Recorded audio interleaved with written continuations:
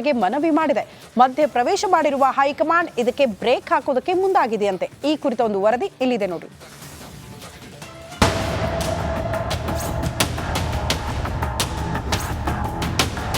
ಶಿಸ್ತಿನ ಪಕ್ಷವೆಂದೇ ಹೆಸರಾಗಿರೋ ಬಿಜೆಪಿಯಲ್ಲಿ ಅಸಮಾಧಾನ ಬುದಿಲೆದ್ದಿದೆ. ವಿಜಯೇಂದ್ರ ವಿರುದ್ಧ ಸಮರ ಸಾರಿರೋ ಯತ್ನಾಳ್ ತಂಡ ಬಹಿರಂಗವಾಗಿಯೇ ಹೇಳಿಕೆಗಳನ್ನ ನೀಡುತ್ತಿದ್ದಾರೆ. ಇದರಿಂದ ಪಕ್ಷಕ್ಕೂ ತೊಂದರೆಯಾಗುತ್ತಿದೆ ಅಂತ ರೇಣುಕಾಚಾರ್ಯ ತಂಡ ವರಿಷ್ಠರಿಗೆ ಮಾಹಿತಿ ನೀಡಿದ್ದಾರೆ. ದೆಹಲಿಯಲ್ಲಿ ನಡೆದ ಕೋರ್ ಕಮಿಟಿ ಸಭೆಯಲ್ಲಿ ಚರ್ಚೆ ಮಾಡಿ ಮಾಹಿತಿ ನೀಡಿದ್ದಾರೆ. ರೆಬೆಲ್ಸ್ ಆಕ್ರೋಶಕ್ಕೆ ಮದ್ದು ಅರಿಯಲು ಹೈಕಮಾಂಡ್ ಎಂಟ್ರಿ ಕೊಟ್ಟಿದೆ. ಬಹಿರಂಗ ಹೇಳಿಕೆ ನೀಡದಂತೆ ಸೂಚಿಸಲು ಮನವಿ. ಬಸನಗೌಡ ಪಾಟೀಲ್ ಯತ್ನಾಳ್ಗೆ ನೋಟಿಸ್. ರೆಬೆಲ್ಸ್ ಟೀಮ್ನಿಂದ ರಾಜ್ಯ ಬಿಜೆಪಿಗೆ ತೊಂದರೆಯಾಗ್ತಿದೆ.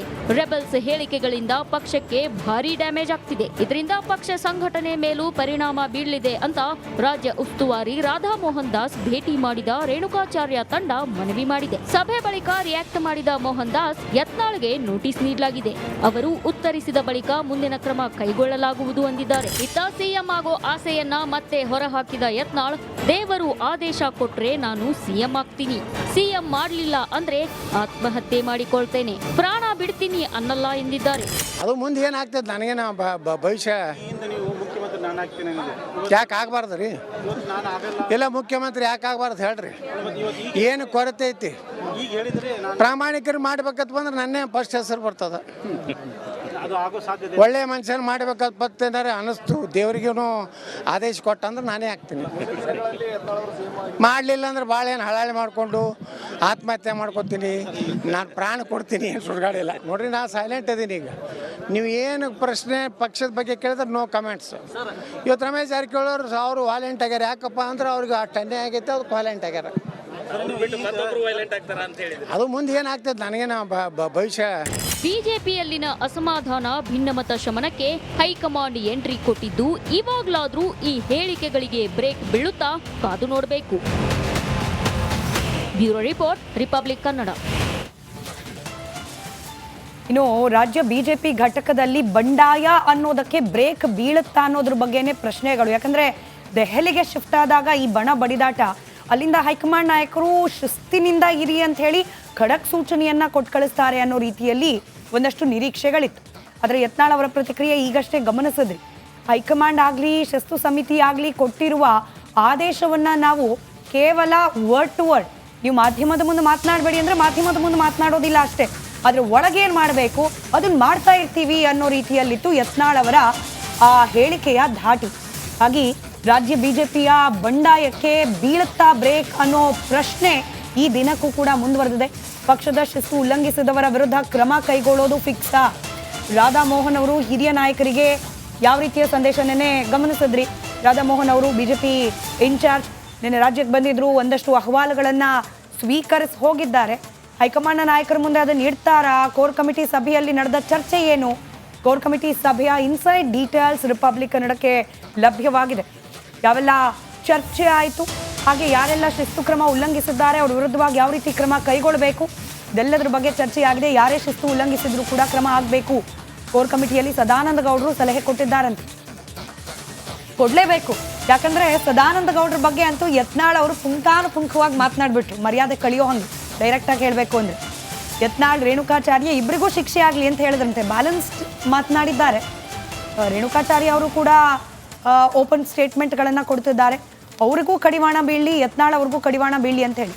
ಶಾಸಕ ಯತ್ನಾಳ್ ಮಾತನಾಡಿದ್ದನ್ನು ಯಾರು ಕೂಡ ಒಪ್ಪೋದಿಲ್ಲ. ರೇಣುಕಾಚಾರ್ಯ ಕೂಡ ಬಹಿರಂಗವಾಗಿ ಹೇಳಿಕೆ ಕೊಡೋದನ್ನು ನಿಲ್ಲಿಸಲಿ, ಇಬ್ಬರ ವಿರುದ್ಧ ಕೂಡ ಕ್ರಮ ಆಗಲಿ ಅಂತ ಕೇಳಿದ್ದಾರಂತೆ. ಮತ್ತಷ್ಟು ಡೀಟೇಲ್ಸ್ನೊಂದಿಗೆ ನನ್ನ ಕಲೀಗ್ ಸುರೇಶ್ ಬಹುಶಃ ನೇರ ಸಂಪರ್ಕದಲ್ಲಿದ್ದಾರೆ. ಸುರೇಶ್, ದೆಹಲಿಗೆ ಹೋಗಿ ಶಿಸ್ತು ಸಮಿತಿ ಮುಂದೆ ಹೋದರೂ ಕೂಡ ಏನು ಆ್ಯಕ್ಷನ್ ಆಯಿತು ಅನ್ನೋದ್ರ ಬಗ್ಗೆ ಕ್ಲಾರಿಟಿ ಇಲ್ಲ ಯತ್ನಾಳ್ ಅವ್ರ ವಿಚಾರದಲ್ಲಿ. ಇಲ್ಲಿ ರಾಧಾ ಮೋಹನ್ ಬಂದರು, ಒಂದಷ್ಟು ಸಲಹೆ ಸೂಚನೆಗಳನ್ನು ಪಡೆದಿದ್ದಾರೆ, ಆದರೆ ಕ್ರಮ ಅನ್ನೋದು ನಿಜಕ್ಕೂ ಆಗತ್ತಾ? ಆದರೂ ಕೂಡ ಯಾವ ರೀತಿಯದ್ದಾಗಬಹುದು ಅಂತ?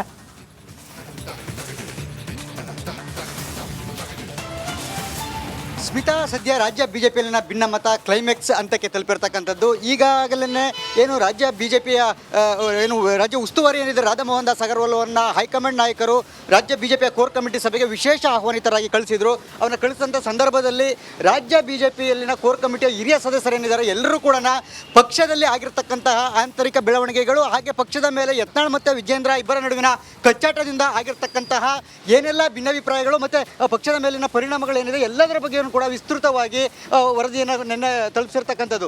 ಇದೇ ವೇಳೆ ರಾಜ್ಯ ಬಿಜೆಪಿಯ ಹಿರಿಯ ನಾಯಕರು ರಾಧಾಮೋಹನ್ ದಾಸ್ಗೆ ಒಂದಷ್ಟು ವಿಚಾರಗಳನ್ನ ಹಂಚ್ಕೊಳ್ತಾರೆ. ಅದರ ಒಂದಷ್ಟು ಎಕ್ಸ್ಕ್ಲೂಸಿವ್ ಇನ್ಫಾರ್ಮೇಷನ್ ನಮಗೆ ರಿಪಬ್ಲಿಕ್ ಕನ್ನಡಕ್ಕೆ ಸಿಕ್ಕಿರ್ತಕ್ಕಂಥದ್ದು. ನಾವು ಬಿಜೆಪಿಯ ಉನ್ನತ ಮೂಲಗಳು ಹೇಳುವಂತೆ ನಿನ್ನೆಯ ಸಭೆಯಲ್ಲಿ ಸಾಕಷ್ಟು ವಿಚಾರಗಳು ಚರ್ಚೆ ಆಗಿದೆ. ಅದರಲ್ಲಿ ಪ್ರಮುಖವಾಗಿ ಹಿರಿಯ ನಾಯಕರಾದಂಥ ಡಿ.ವಿ. ಸದಾನಂದ ಗೌಡರು ಒಂದು ಮಾತನ್ನು ಹೇಳಿದ್ದಾರೆ ರಾಧಾಮೋಹನ್ ದಾಸ್ ಅವರಿಗೆ. ಇಲ್ಲಿ ಕೇವಲ ಯತ್ನಾಳ್ ಅವರು ಒಬ್ಬರನ್ನೇ ಮಾತನ್ನೇ ಒಂದು ನೇರ ದೃಷ್ಟಿಯಲ್ಲಿ ನೋಡಬೇಡಿ, ಯತ್ನಾಳ್ ವಿರುದ್ಧ ಮಾತನ್ನೇ ಕ್ರಮ ಆಗುವಂಥದ್ದು ಬೇಡ. ಇಲ್ಲಿ ಪಕ್ಷವನ್ನ ಶಿಸ್ತನ್ನು ಯತ್ನಾಳ್ ಅಷ್ಟೇ ಅಲ್ಲ, ಯತ್ನಾಳ್ ಅವರ ವಿರೋಧ ಬಣದಲ್ಲಿರ್ತಕ್ಕಂತಹ ಏನು ರೇಣುಕಾಚಾರ್ಯ ಸೇರಿದಂತೆ ಅನೇಕ ನಾಯಕರು ಉಲ್ಲಂಘನೆ ಮಾಡಿದ್ದಾರೆ. ಅವರ ವಿರುದ್ಧವೂ ಕೂಡ ಶಿಸ್ತು ಕ್ರಮ ಆಗಬೇಕು. ಕೇವಲ ಯತ್ನಾಳ್ ಅವರ ವಿರುದ್ಧವೇ ಒಂದು ಕ್ರಮ ಆದರೆ ಅಲ್ಲಿ ಪಕ್ಷದ ಮೇಲೆ ಮತ್ತೆ ಬೇರೆ ರೀತಿಯ ಕಚ್ಚಾಟಗಳು ಶುರುವಾಗುತ್ತೆ, ಬೇರೆ ರೀತಿಯ ಸಮಸ್ಯೆಗಳು ಶುರುವಾಗುತ್ತೆ ಅಂತಕ್ಕಂಥದ್ದು ಒಂದು ಸಲಹೆ ಕೊಟ್ಟಿರ್ತಕ್ಕಂಥ. ಹೀಗಾಗಿ ಒಂದು ಯತ್ನಾಳ್ ಮತ್ತು MP ರೇಣುಕಾಚಾರ್ಯ ಸೇರಿದಂತೆ ಯಾರೆಲ್ಲ ಪಕ್ಷದ ಶಿಸ್ತನ್ನು ಆ ಬೌಂಡ್ರಿಯನ್ನು ಕ್ರಾಸ್ ಮಾಡಿದ್ದಾರೆ ಅದೆಲ್ಲರನ್ನೂ ಕೂಡ ಅವರೆಲ್ಲರ ವಿರುದ್ಧವೂ ಕೂಡ ಶಿಸ್ತು ಕ್ರಮ ಆಗಬೇಕು ಆಗದಾದರೆ ಅಂತಕ್ಕಂಥ ಮಾತನ್ನು ಹೇಳಿರ್ತಕ್ಕಂಥದ್ದು. ಒಟ್ಟಾರೆಯಾಗಿ ಡಿ.ವಿ. ಸದಾನಂದ ಗೌಡರು ಹೇಳಿರುವಂತೆ ಇಲ್ಲಿ ಕೇವಲ ಒಬ್ಬರ ಮೇಲೆ ಯತ್ನಾಳನ್ನು ಮಾತ್ರ ಫೋಕಸ್ ಮಾಡುವಂಥದ್ದು ಬೇಡ ಅಂತಕ್ಕಂಥ ಮಾತನ್ನು ಭಾಳ ಸ್ಪಷ್ಟವಾಗಿ ನಿನ್ನೆ ರಾಧಾಮೋಹನ್ ದಾಸ್ ಅವರಿಗೆ ಡಿ.ವಿ. ಸದಾನಂದ ಗೌಡರು ಹೇಳಿರ್ತಕ್ಕಂಥದ್ದು.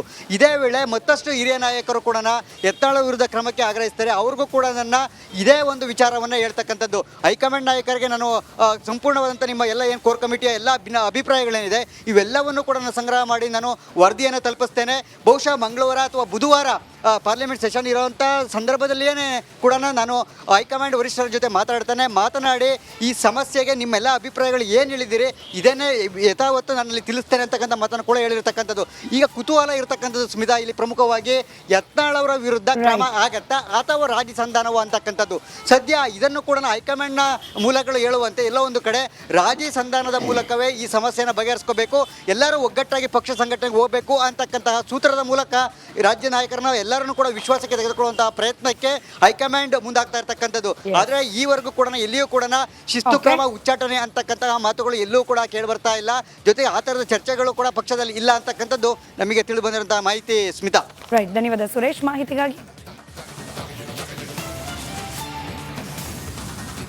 ಅಂತೂ ಇಂತೂ ದರ್ಶನ್ಗೆ ಬೆನ್ನು ಮೂಳೆ ಆಪರೇಷನ್ಗೆ ದಿನಾಂಕ ಏನು ನಿಗದಿಯಾಗಿದೆಯಂತೆ. ಮಧ್ಯಂತರ ಜಾಮೀನು ಇರುವಾಗಲೇ ಆಪರೇಷನ್ ಮಾಡೋದಕ್ಕೆ ನಿರ್ಧಾರವಾಗಿದೆ. ಯಾವಾಗಂತೀರಾ? ಆ ಕುರಿತ ಸ್ಟೋರಿ ಎಲ್ಲಿದೆ ನೋಡಿ. ಕೊಲೆ ಆರೋಪಿ ದರ್ಶನ್ಗೆ ಆಪರೇಷನ್ ಫಿಕ್ಸ್.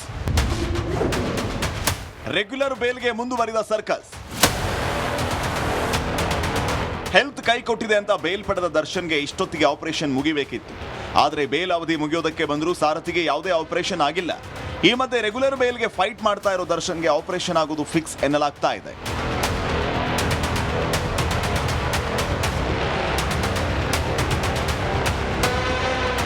ಮಂಗಳವಾರಕ್ಕೆ ದರ್ಶನ್ ಜಾಮೀನು ಅವಧಿ ಅಂತ್ಯ ಆಗುತ್ತೆ. ಹೀಗಾಗಿ ಸರ್ಜರಿ ಮಾಡಿಸಿಕೊಳ್ಳುವ ಒತ್ತಡದಲ್ಲಿ ಸಾರಥಿ ಇದ್ದಾನೆ. ಸೋಮವಾರವೇ VGS ಆಸ್ಪತ್ರೆಯಲ್ಲಿ ಆಪರೇಷನ್ ಆಗೋ ಸಾಧ್ಯತೆ ಇದೆ. ಆಪರೇಷನ್ ನಡೆಯದೇ ಇದ್ರೆ ಮತ್ತೆ ದರ್ಶನ್ ಜೈಲ್ ಪಾಲಾಗೋ ಅಪಾಯವೂ ಹೆಚ್ಚಾಗಿದೆ.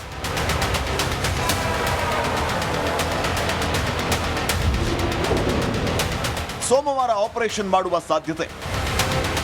ಬೇಲ್ ಅರ್ಜಿ ವಿಚಾರಣೆ ವೇಳೆ ದರ್ಶನ್ ಪರ ವಕೀಲರು ವೈದ್ಯಕೀಯ ವರದಿ ಸಲ್ಲಿಸಿದ್ದಾರೆ. ದರ್ಶನ್ ಮಧ್ಯಂತರ ಜಾಮೀನು ಪಡೆದರೂ ಆಪರೇಷನ್ ಮಾಡಿಸಿಲ್ಲ. ಹೀಗಿರುವಾಗ ದರ್ಶನ್ಗೆ ಕ್ಷಣಕ್ಕೆ ಟೆನ್ಷನ್ ಹೆಚ್ಚಾಗಿದೆ. ಒಂದ್ ಕಡೆ ರೆಗ್ಯುಲರ್ ಬೇಲ್, ಇನ್ನೊಂದೆಡೆ ಮಧ್ಯಂತರ ಬೇಲ್ಗೆ 2 ದಿನ ಬಾಕಿ ಉಳಿದಿದೆ. ಮತ್ತೊಂದೆಡೆ ಆಪರೇಷನ್ ಟೆನ್ಷನ್. ಸರ್ಜರಿಗೆ ಡೇಟ್ ಫಿಕ್ಸ್ ಆಗಿದ್ದು ಈ ಬಗ್ಗೆ ಕೋರ್ಟ್ಗೆ CV ನಾಗೇಶ್ ಮಾಹಿತಿ ನೀಡಿದ್ದಾರೆ. ಹೀಗಾಗಿ ಕೋರ್ಟ್